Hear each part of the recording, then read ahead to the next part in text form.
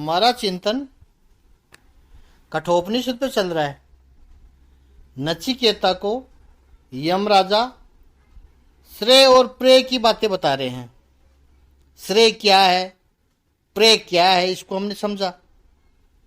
मनुष्य के विकास की दो प्रक्रिया है, ग्रोथ है, दोनों में विकास तो है। या तो आप बाहरी दृष्टि से विकसित हो जाओ, एक्सटर्नल ग्रोथ, और दूसरा इंटरनल ग्रोथ है।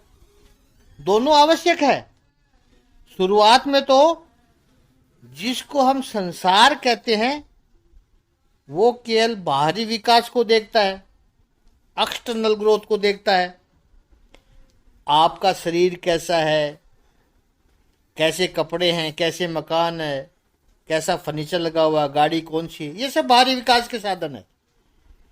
कितने लोग आपको पहचानते हैं, कितने क्लब के आप मेंबर हो, कितनी सत्ता है, कितनी फैक्ट्रियां हैं, ये सारी बाहर की विकास है। प्रयत्न तो उसके लिए भी बहुत लगता है, ऐसे ही थोड़े मिल जाता है। कोशिश बहुत करनी पड़ती है, तन मन धन समय लगाना पड़ता है, बुद्धि भी चलानी पड़ती है, ऐसे नहीं आ जाता ये सब। तो ये विकास की दिशा है। और दूसरा एक विकास है आंतरिक विकास।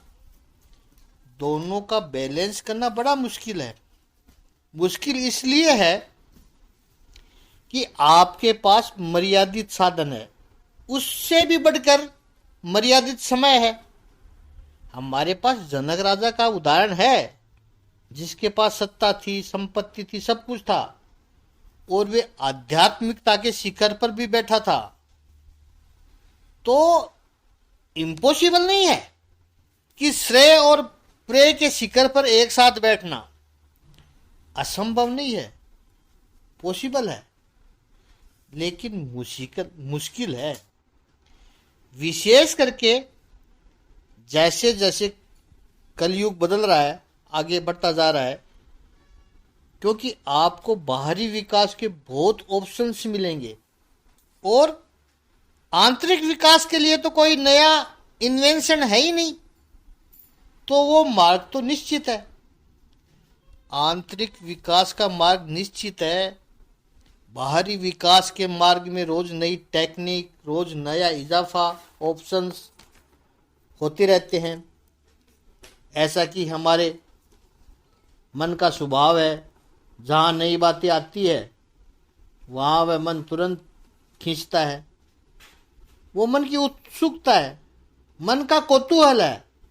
मन तो छोटे बच्चे के समान है, कौतूहल से दौड़ता है। जैसे नई गाड़ी आई मार्केट में दौड़ेगा, नया मोबाइल आया दौड़ेगा, ले लो। मन का ये स्वभाव है कि जो भी नया आया दौड़ेगा मन। ये बाहरी विकास है। आंतरिक विकास का तो निश्चित मार्ग है, जिस मार्ग पर हमारे ऋषि मुनि चले, महापुरुष चले, बुद्ध चले, महावीर चले, भगवान श्री राम चले, भगवान श्री कृष्ण चले, उसी मार्ग पे भी हमें चलना है, जाना है। तो बाहर का आकर्षण अधिक है। अधिकतर लोग इस बाहरी विकास के यानी प्रेय के मार्ग में दिखाई पड़ते हैं चलते हुए। क्यों? बड़ा स्वाभाविक है प्रेय के मार्ग पर चलना। आलोचना, निंदा नहीं करनी है अपने उनकी। जो प्रेय के मार्ग पर चल रहे हैं उनकी निंदा कभी नहीं करनी है, क्योंकि निंदा करने से कॉम्प्लेक्स आ जाता है कि संसारी लोग हैं। अरे संसारी लोग हैं तो क्या हुआ, आप भी जाओ, आपको कौन रोक रहा है। निंदा नहीं करनी है, तिरस्कार नहीं करना है। ये मत समझना कि वे लोग बुरे हैं। हाँ, बस इतना समझना, थोड़े से ना समझ है। क्योंकि बाहर की जो दौड़ है यानी प्रेय के और की जो यात्रा है वह इंद्रियों के द्वारा आसानी से अनुभव में आ जाती है, लेकिन अंदर की जो यात्रा है, श्रेय की जो यात्रा है, वो इंद्रियों के द्वारा समझ में नहीं आती है, इंद्रियों के द्वारा पकड़ में नहीं आएगी। बाहर की चीजों को तो आप पकड़ सकते हो, आंखों से देख सकते हो, कान से सुन सकते हो, जीभ से चख सकते हो, स्पर्श कर सकते हो, सूंघ सकते हो, बहुत आसान है, टेंजिबल लगता है। वो कुछ पाया तो तुरंत एक उपलब्धि होती है, देखा ये महंगी वाली गाड़ी ले आया मैं, अब ये मेरी है, कल तक शोरूम में पड़ी थी, I can actually touch it, feel it. तो बाहर की यात्रा इसलिए आसान है कि उपलब्धि तुरंत हो जाती है और वो पता चलती है उपलब्धि। अंदर की यात्रा, श्रेय की यात्रा कठिन इसलिए है कि वो इंद्रियों की पकड़ से दूर है। दूसरे लोग तो यही कहेंगे कि आप वही हो, कोई बदलाव नहीं दिख रहा है आप में, लेकिन जो ज्ञान का, ध्यान का, आनंद शांति का आपने अनुभव किया वो इनटेंजिबल है। दूसरा, ये शरीर की जो इंद्रियां है वो केवल हमें बाहर का पता देती है, बाहर का ज्ञान देती है। अपना ये शरीर क्या है? इंद्रियों का समूह है, इंद्रियों का सेतु है। वो बाहर की खबर भीतर लाता है, लेकिन भीतर की खबर बाहर नहीं देता है। कुछ देता है तो सामने वाला समझदार होना चाहिए। कुछ लक्षण बाहर आते हैं, आंखों का तेज बढ़ता है, चेहरे का तेज बढ़ता है, वो शरीर खबर देता है, लेकिन सामने वाला समझने वाला होना चाहिए। सामने वाला जब समझने वाला नहीं होगा तो शरीर के सारे इंडिकेशन व्यर्थ हो जाएंगे। दूसरी बात, क्यों प्रेय का मार्ग सरल लगता है? क्योंकि प्रेय के मार्ग पर लोग जाते हैं। यमराजा ने बड़ा कठोर शब्द प्रयोग किया है, मूर्ख लोग। अब कह सकते हैं कि संसार में तो सब लोग ऐसे ही दिखते हैं और प्रेय के मार्ग पर ही जाते हैं, क्या सब मूर्ख हैं? पहली बात तो इंद्रियों का शासन है, वो चलता है संसार में। दूसरी बात, संसार में जहां हम रहते हैं वहां आसपास जो पीर प्रेशर है, लोगों का प्रेशर है, स्वजनों का प्रेशर है, जहां देखते हैं सब उसी के पीछे दौड़ रहे हैं। जिनकी भी दौड़ है वो बाहर की दौड़ है। और बचपन से हम देखते आए हैं, हम किसके लिए भाग रहे हैं? डिग्रियां पाए, नौकरी पाए, ब्याह करे, पैसा कमाए, बड़ा मकान, बड़ी गाड़ी, सब लोग इस ओर ही दौड़ रहे हैं। सबका लक्ष्य ही यही है, अधिकांश यही हो रहा है। तो बिना सोचे उसी के पीछे दौड़ रहे हैं कि यही तो प्राप्त करना है, इसी को अचीव करना है। क्योंकि human mind is basically imitative. आसपास का देखकर ही हम सीखते हैं।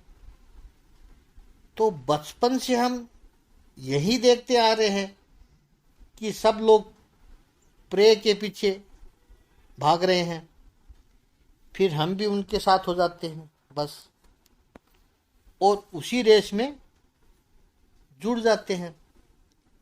बिना जाने, बिना सोचे, बिना, जैसे कई बार आप रुकने का भी प्रयास करें फिर भी रुक नहीं पाते हैं। और अगर आप रुकोगे तो दूसरे खींच के ले जाएंगे आपको।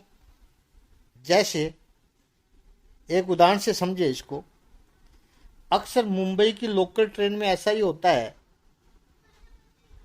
उतरना है किसी को, और छोटा सा स्टेशन है, गाड़ी रुकती नहीं है वहाँ पे,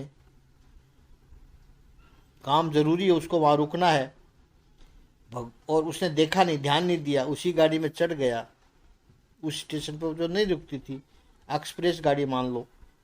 भगवान की कृपा से रेड लाइट हुई, ट्रेन थोड़ी सी हल्की हुई, काफ़ी हल्की हुई, उसने उतरने की कोशिश की, इतने में लाइट ग्रीन हो गई। चलती ट्रेन में उतरने के लिए उसके साथ में थोड़ा सा भागना पड़ता है,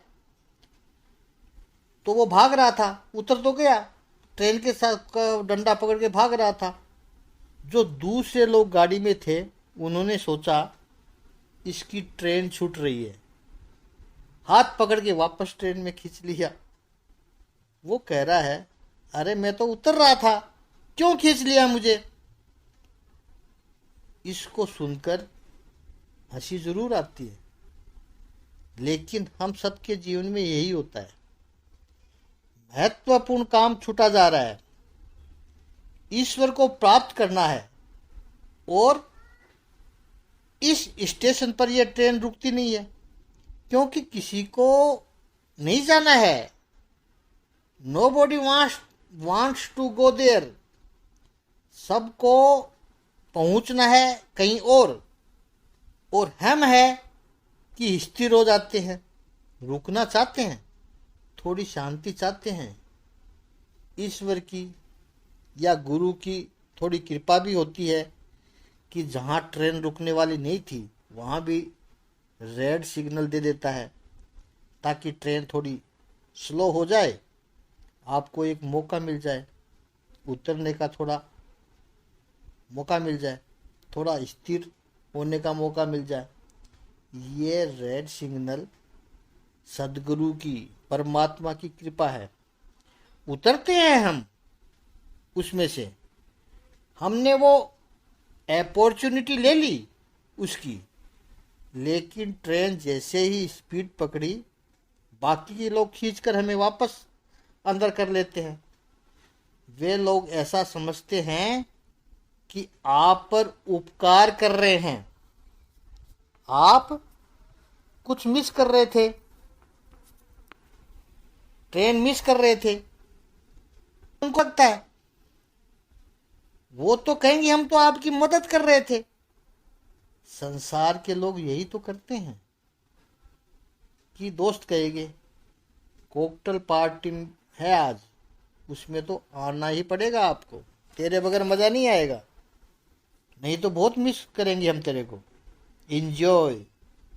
हमें भी पता है कि वहां जाकर हम क्या मिस करेंगे। ये प्रे और श्रेय का संघर्ष है, जिसको हमने अच्छी तरह समझा। पूरी दुनिया उधर ही जा रही है, स्वाभाविक है इमिटेटिव एक्सपीरियंस से श्रेय कोई पकड़ना है। तीसरी बात, अनकॉन्शियस ऑब्जर्वेशन, जिसको हम पीयर प्रेशर कहते हैं, ये तो है ही, लेकिन वो कॉन्शियस ट्रेनिंग है, यानी शिक्षण भी हमें जो इस संसार में दिया जाता है वही बाहर की यात्रा का ही दिया जाता है। अंतर यात्रा का शिक्षण देने वाले भी बहुत कम है, इस दिशा को दिखाने वाले भी बहुत कम है। आएगा आगे, आगे के मंत्र में यमराज ने यही करने वाले हैं।